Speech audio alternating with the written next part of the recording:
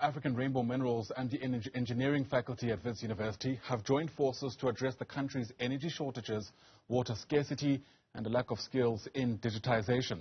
Now, African Rainbow Minerals has donated about 20 million rand to the faculty to support postdoctoral research in water resource management, digitization, and a just energy transition.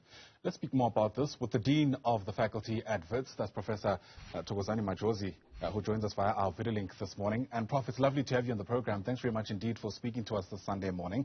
You know, anybody who's been through an engineering degree, I'm talking now undergrad degree, will know that it takes a lot of money and effort. And so as a start, I wonder how far you're hoping this 20 million will go for these postdoctoral studies. Yes, firstly, let me thank you, Ayanda, for the opportunity for us to come and share with you some of the ideas that we are embarking on in the Faculty of Engineering and the Built Environment at Wits University. This is going to go a very long way in advancing our research along mainly three themes of research interest. The one, as you mentioned, is just energy transition, which is a very, very broad theme. The other one is water resource management, which is also very, very broad and deep in its own right. And then lastly, we have, as you mentioned, digitalization. So these are the three areas that we want to focus our attention on going forward. But we do many other things around these areas to support their advancement. Now, if you're going to be pitching the funding at a postdoctoral level, so we've got different levels of research areas or rounds of research. Start off research at master's level.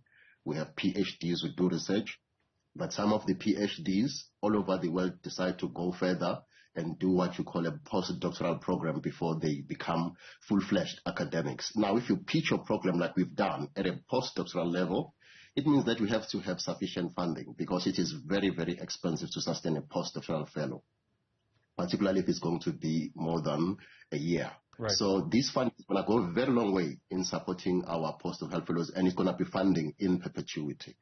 Sure. And the thing about research is that, you know, you go there to investigate and you're not really guaranteed that you'll get the results that you want. At least that's more in a scientific kind of experimental sense. So how are you going to measure the success of this particular initiative with that in mind, especially given how pressing some of these issues are for a country like ours? Well, there are a number of measures of research. You're 100% right. When we embark on research, it's really a journey of the unknown. Destination in most instances, and it's possible that you could be pursuing a cul-de-sac in some instances. Right. But this is very rare.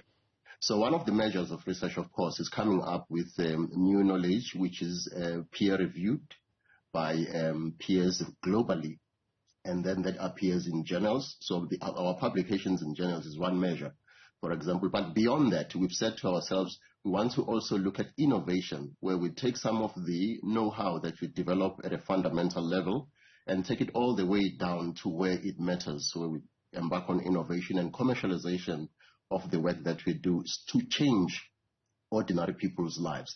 That is the ultimate measure of our contribution. So we'll be able to measure that because we have to improve issues of water accessibility. We have to improve issues of water quality, for example. We have to improve issues of energy sustainability. So these are issues that are pressing at hand, issues at hand at the moment, issues that are very, very key in our human advancement in the country. So our presence there, visible presence there, will be an ultimate measure of our contribution. Yeah.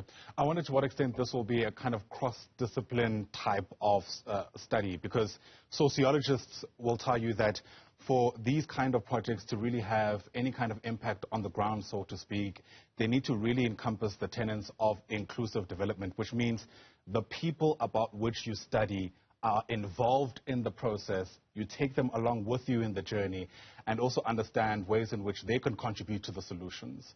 How much of a priority is that for you, given, again, just how much of a sort of grassroots levels in some ways this kind of study would be, at least from the people who be involved? Yeah. So that's spot on, Ayanda. That's a very, very good point. Normally, when we do research as academics, that is the point that we tend not to focus on the societal impact of the work that we do.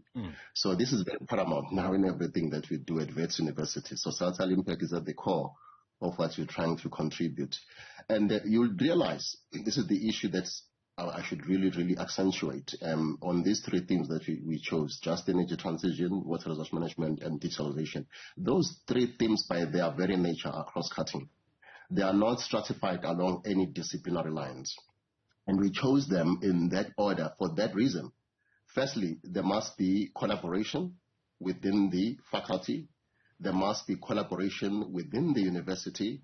And of course, we have to take that out to the people that we serve. This will include industry, for that matter, not just the ordinary people on the ground, but also industries that we work with closely. So we have not pushed the boundaries of influence to that level. And that is exactly what we want to do with this program. So we are fully aware of that challenge that might come with involving people on the ground, the people who will ultimately be the beneficiaries of the technologies that we develop. So we'll have to take that into consideration, and we are fully aware of that. Yeah. You know, in understanding how we got here when it comes to the energy crisis and the pending water crisis, we've spoken to a number of academics who've told us that the warning signs have always been there, but the difficulty is that for some or the other reason, those who have the agency to make a difference, i.e. government, don't seem to take much heed of these warnings, especially if they come from academics. Again, if the work done through this particular initiative is to bear any material benefits, there needs to be a culture of all hands on deck, including from government, right? How worried are you that you will have the audience of those who matter within the state who can turn these ideas on paper, in research packs, into tangible difference-making outcomes, for lack of a better term?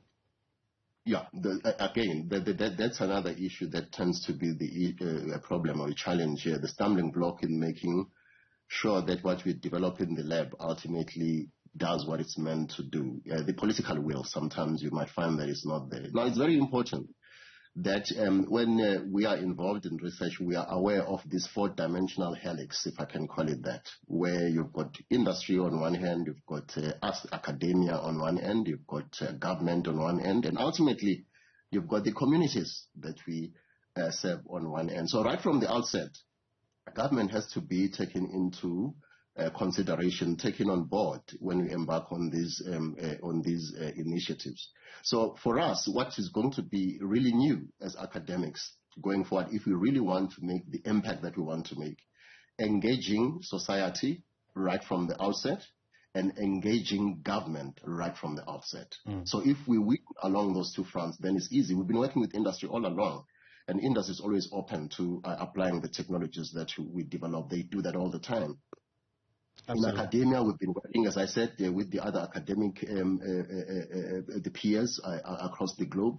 So the work that we do has resonance with the number of people who work in similar areas within the academic space. So to send the message in the academic space is not difficult, but to allow that message to permeate through where it matters most has always been the challenge. The political will on one end, or to call it government, and then on the other side, the uptake by the society that we seek to serve.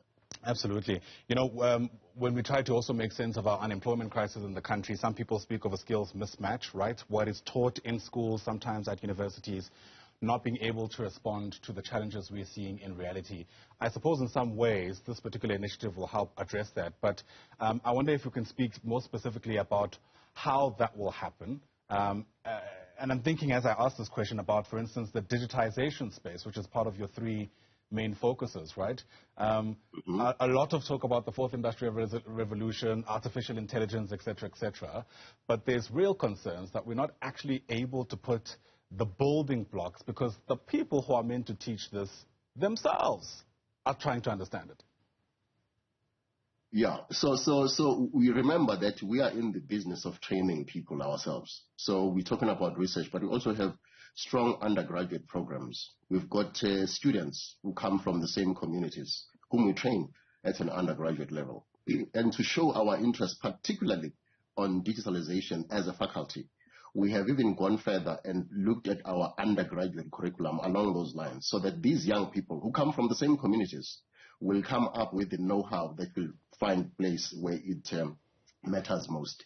From next year, Ayanda, our program at Wits University, undergraduate program, both in the engineering sphere and the built environment sphere, will involve what is called data-driven decision-making for engineers and built environment professionals. And that is the starting point from next year. We'll be rolling it over 4 years. It's going to be a 4-year program overall, that the students are going to be involved in. And the idea behind that is to make sure that every engineer, every architect, and every construction studies or property studies professional that comes from Wits understands what issues of AI are, issues of digitalization are, from the fundamentals. And we believe very strongly that through that we'll make significant inroads. Absolutely. Well, hopefully this partnership with the private sector, specifically with Africa Rainbow Minerals, is the first of many to come, given the potential, really, of being able to change lives ultimately through the work that you do. Prof, thanks for your time. Really do appreciate it. Professor Thokozani Majozi is the Dean at the Faculty of Engineering and the Built Environment with Wits University. Once again, appreciate your time.